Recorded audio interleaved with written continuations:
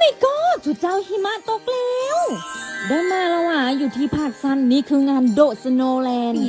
2025ซิกเนเจอร์ก็คืออุโมงค์คริสต์มาสทุกคนบอกเลยว่าถ่ายรูปถ่ายวิดีโองามแห้งแล้วก็เป็นไวรัลสุดๆตอนนี้น่ะท่านไผ่บอกมานะก็คือพลาดและอีกบอนหนึ่งก็คือต้นคริสต์มาสใหญ่แม่นไผ่ก็มาถ่ายรูปอยู่ในป๊าดโคตรหลายเลยจุดเจ้าและภายในงานเพิ่นก็จะมีกิจกรรมมีบูธวาสลินตั้งอยู่ทางหน้าซึ่งกิจกรรมของเพิ่นแจกหลายแห่งแจกเงินรางวัลจนถึง10 ล้านกีบพุ่นน่ะกติกาก็ง่ายๆนะคะเพียงแต่สแกน QR แล้วลินฟิลเตอร์ในป้ายแล้วก็จะเด้งไปหน้าต่อของเฮาและหลังจากที่เฮาลินฟิลเตอร์แล้วให้ใส่แฮชแท็กนี้ให้ครบตามกติกาเด้อเฮ้ยเท่านี้ก็มีสิทธิ์ลุ้นรางวัลจากวาสลินแล้วและในบูธวาสลินเพิ่นก็ยังมีให้กวดเซ็ตสุขภาพผิวของเฮาอีกเด้อเฮ้ยแต่ว่าเฮาทาวาสลินนี่นะผิวเฮาก็จะนุ่มซุ่มซูนและผิวดีขึ้นมาในทันทีเลยนอกจากจะมีโลชั่นแล้วเพิ่นก็ยังมีลิปมาหลากหลายสีน้ำกันอีกเด้อเฮ้ยและก็ยังมีบูธสีสตาร์ธนาคารของเฮานั่นเองเนาะและบูธครีมอาบน้ำลัดอีกใครยังบ่มาหีบฟ้ามาเด้อเฮ้ยงานจัดฮอดวันที่1 เดือน 1 ปี2026เท่านั้นมาเด้อ